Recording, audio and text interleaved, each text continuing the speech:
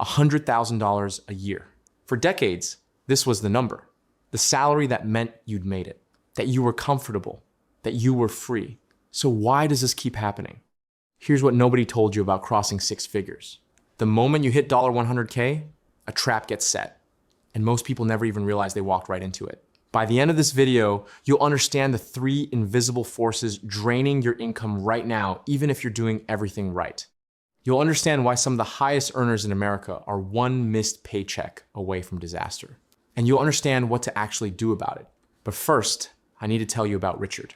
Let me ask you something. Think about the last time you got a raise, the moment you found out, the feeling in your chest. Now, how long did that feeling last? A week? A month? And then you adjusted. The new salary became the new normal. And somehow, you still found yourself checking your balance at the end of the month, wondering where it all went. You're not imagining it. You're not bad with money. You're not irresponsible. You're caught in a system that is specifically designed to make you feel like you never have enough. And the proof is hiding in plain sight. A 2025 report from Goldman Sachs found that 40% of Americans earning between $300,000 and $500,000 a year are living paycheck to paycheck. Let that number sink in. Not $50,000 a year, not $80,000, $300,000, paycheck to paycheck, which means this isn't a willpower problem. This isn't a discipline problem. This is a system problem. And the system has a name. Actually, it has three names. But before I explain them, I need to show you what happens to your $100K before it even reaches your bank account. This is Richard. He's 31. He lives in a mid-sized city, not New York, not LA. Somewhere like Austin or Denver or Charlotte. He's a software engineer. He makes $103,000 a year. When Richard got this job, he felt like he'd won. His parents had never made close to this amount. His college friends were still grinding at $55K, $65K, maybe $75K if they were lucky. Richard was different. Richard had made it. So he did what felt natural. He got a better apartment. Nothing crazy, just a one-bedroom with in-unit laundry instead of the shared basement machines. An extra $600 a month. Totally reasonable for someone making six figures, right? He got a slightly better car, nothing flashy, just a lease on something reliable. $480 a month. He started eating out more. Not extravagantly, just not cooking every night. After a 10-hour workday, he deserved that. Maybe $800 a month on food. He subscribed to a few things. Streaming services, a gym, a meal kit he barely used, cloud storage, a news app, another $200 a month. He traveled a bit, 2 trips a year. He worked hard. He deserved it. None of these choices were reckless. None of them would raise an eyebrow. Every single one felt completely justified. But here's what Richard never did. He never sat down and ran the actual numbers. So let's do it for him. Let's start with the first invisible force. Force 1, the tax illusion. Richard earns $103,000, but he doesn't take home $103,000. Federal income taxes take roughly $16,000. State taxes, depending on where he lives, another $5,000 to $8,000. FICA, Social Security, and Medicare, another $7,900. Before Richard spends a single dollar, he's already lost over $30,000. His actual take-home pay, around $69,000 to $72,000 a year. That's about $5,800 a month.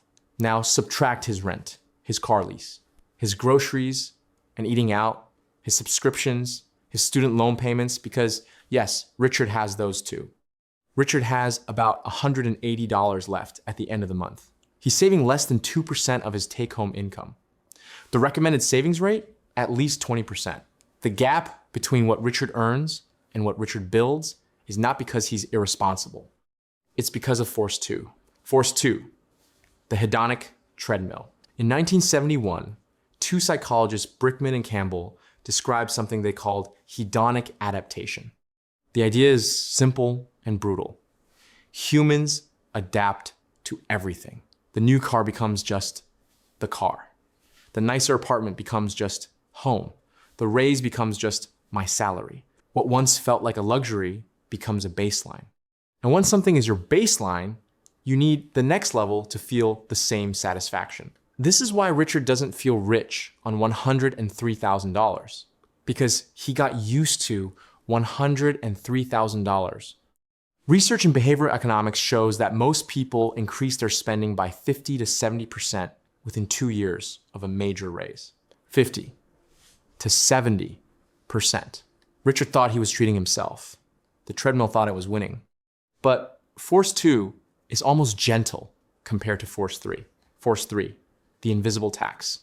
Here's something Richard never learned in school. $100,000 in 2000 had the buying power of roughly $185,000 today. Or put it the other way around. His $103,000 salary in 2025 would have been worth about $54,000 in the year 2000. The dollar lost nearly half its value in 25 years. This is called inflation. But most people think of inflation as prices going up. What they miss is that inflation is also wages standing still. Every year that Richard doesn't grow his income faster than inflation, he is quietly getting a pay cut. He's working harder, earning more on paper, and falling behind in real life. And there's a darker layer to this most people never hear about. It's called the Cantillon Effect. When central banks create new money, that money doesn't arrive everywhere at once. It flows first to banks, financial institutions, and asset holders. By the time it reaches Richard, a salaried employee, prices have already risen. He's always last in line. Here's the thing about Richard's story. Richard isn't special. In fact, Richard is exactly what the modern economy is designed to produce. A high earner, a high spender, an obedient consumer who converts every raise into a lifestyle upgrade, and every lifestyle upgrade into a new monthly expense. And social media turbocharges this cycle. Because it's not just Richard comparing himself to his coworkers anymore. It's Richard comparing himself to the curated highlight reels of thousands of people globally in real time. The vacation he sees on Instagram might have been charged to a credit card. The apartment tour on YouTube might be rented by the week for content. The car in that LinkedIn photo might be leased on a contract that ends in 60 days. A Federal Reserve study found that when one neighbor wins a lottery, the probability of surrounding neighbors filing for bankruptcy significantly increases. Think about what that means. The appearance of wealth in someone you know is enough to drive you toward financial destruction. This is Leon Festinger's social comparison theory in action, the psychological truth that humans constantly measure their worth against the people around them. And in 2026, the people around you is a billion curated profiles designed to make you feel inadequate. So here's the big reveal. The reason Richard feels broke on $103,000 isn't laziness. It isn't stupidity. It isn't even bad spending habits. It's that his income is being attacked on 3 fronts simultaneously. The tax system takes a third before he sees it. The hedonic treadmill consumes most of what's left. And inflation silently erases the purchasing power of everything he saves. Meanwhile, social comparison convinces him that the solution is to earn more, not to keep more. And this is the trap. Because every time Richard gets a raise and scales his lifestyle to match, he resets the trap. The number changes, the feeling doesn't. So what breaks the cycle? Richard figured it out, not in a single moment, but in 3 steps. And I'm gonna give you the same 3 steps right now. Step 1, the salary autopsy. Before you can fix anything, you need to see the full picture. Not your gross salary, your real number. Take your annual gross income, subtract federal taxes, state taxes, and FICA. Now you have your real take home. Most people are shocked it's often 30 to 35% lower than what they think they earn. Now list every fixed monthly expense: rent, car, insurance, subscriptions, loan payments. Add them up. Subtract from monthly take home. What's left is what you actually have to work with. Most people doing this exercise for the first time discover they have far less margin than they imagined, and 3 to 7 subscriptions they'd completely forgotten about. Step 2, the lifestyle freeze. Here's the most powerful thing Richard did. He decided that his next raise would not produce a single lifestyle upgrade. Not a bigger apartment, not a better car, not a new subscription. Instead, every dollar of the raise went into a separate account, an investment account, before Richard could see it, spend it, or convince himself he deserved it. This is what financial experts call paying yourself first. And it flips the entire psychology of the hedonic treadmill. Instead of your lifestyle rising with your income, your net worth rises with your income. Even investing 15% of take-home income consistently produces outcomes most people can't imagine. At $5,800 a month take-home, that's $870 per month invested. Over 30 years at a historical average 8% return, that's over $1.3 million. Not from a massive salary, not from a side hustle, from refusing to upgrade. Step 3, the comparison detox. Step 3 is the hardest because it has nothing to do with math. It's about winning the war that's being fought inside your head every time you open Instagram, LinkedIn, or YouTube. Here's what Richard started doing. Every time he felt the urge to upgrade a new gadget, a better apartment, a more expensive vacation, he asked one question. Am I doing this because it will genuinely improve my life, or because I saw it on someone else's? That single question, asked honestly, cuts most impulse spending in half. The goal isn't to stop spending.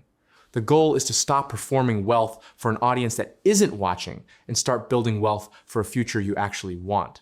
Richard didn't change his salary. He didn't launch a business or go viral on TikTok. He just stopped walking into the trap. He ran the numbers. He froze the treadmill. He stopped comparing himself to people performing a lifestyle they couldn't actually afford. And 12 months later, he had more saved than in the previous 4 years combined. The system isn't going to change. Inflation will keep running.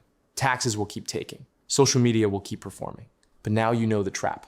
And knowing it is the first step to escaping it. If you know someone who earned a raise this year and is wondering where it went, send them this video. It might be the most important 10 minutes they watch this month. If this changed how you see your salary, subscribe. We do this kind of breakdown every week. No fluff, no noise, just the financial truth they don't teach in school. And in our next video, we're going inside something even darker. Why the people who finally do start saving often make one mistake that wipes out years of progress. Don't miss it. And tell me in the comments right now, what's the number that would make you finally feel financially free? I read every single one.